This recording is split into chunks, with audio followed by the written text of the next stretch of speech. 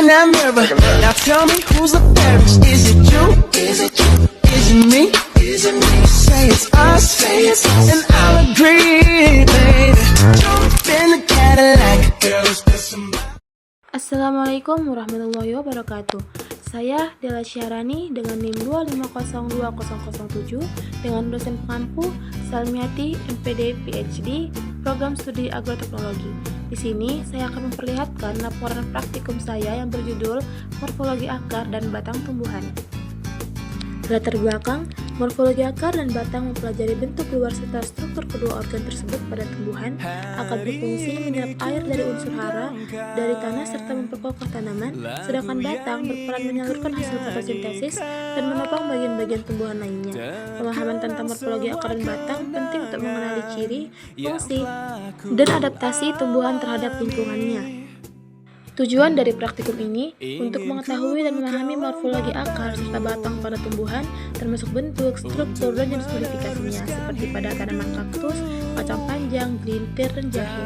Selain itu, praktikum ini bertujuan untuk mengenali fungsi dari setiap modifikasi akar dan batang dalam mendukung adaptasi serta kelangsungan hidup tanaman. Alat yang dibutuhkan ada parang atau pisau cutter, sarung tangan, dan buku gambar serta alat tulis. Untuk bahan pada akar ada akar tanaman sawi, bayam, sawit, jelintir, dan serai.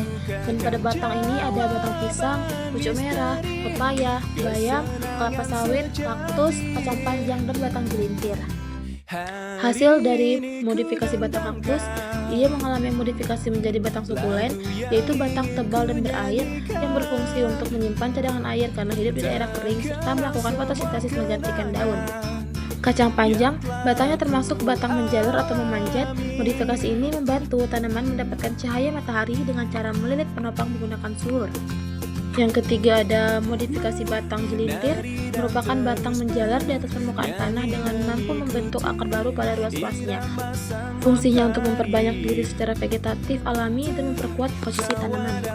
Masuk ke bagian akar jelintir tumbuh dari ruas batang yang menjalar di tanah, berfungsi untuk menyerap air dan unsur hara tambahan serta membantu perbanyakan vegetatif.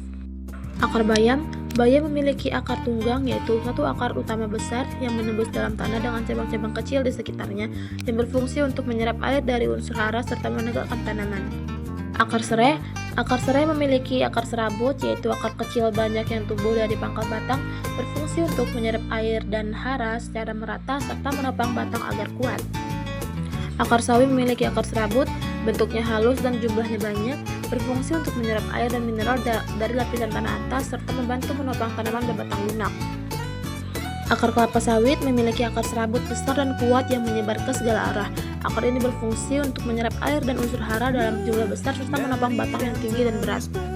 Akar modifikasi jahe sebenarnya merupakan modifikasi batang yang disebut dengan rimpang atau rizoma, yaitu batang yang tumbuh dan mendatar di bawah tanah dan serimpang ke akar. Rimpang ini berfungsi untuk menyimpan cadangan makanan dan sebagai alat pengembangbiakan vegetatif alami, dan rimpang ini tersebut tumbuh di akar serabut yang sesungguhnya berfungsi untuk menyerap air dan unsur hara dari tanah. Batang pisang bukan batang sejati, melainkan batang semu yang tersusun dari pelepah daun yang saling menumpuk, dan fungsi batang ini adalah menyokong daun dan bunga, serta menyimpan cadangan air dan nutrisi. Batang pepaya termasuk batang basah, yaitu batang yang tidak berkayu, lunak, dan berair. Batangnya tegak dan bekas daun yang tampak jelas, berfungsi untuk menyalurkan hasil fotosintesis dan menopang daun serta buah. Batang pucuk merah termasuk batang berkayu, batangnya kokoh, tegak, dan bercabang banyak. Fungsi utamanya adalah menopang daun dan bunga, serta mengalirkan air dan zat hara dari akar ke seluruh bagian tanaman. Batang kelapa sawit merupakan batang tunggal yang berkayu keras dan tidak bercabang. Permukaannya terlihat berbekas pelepah daun yang telah gugur. Batangnya berfungsi untuk menopang tajuk daun dan buah sawit serta mengalirkan zat hara dari akar ke daun. Batang bayam termasuk batang basah yang sifatnya lunak, hijau, dan mudah patah. Batang ini tumbuh tegak dan berruas-ruas dengan cabang yang muncul dari ketiak daun.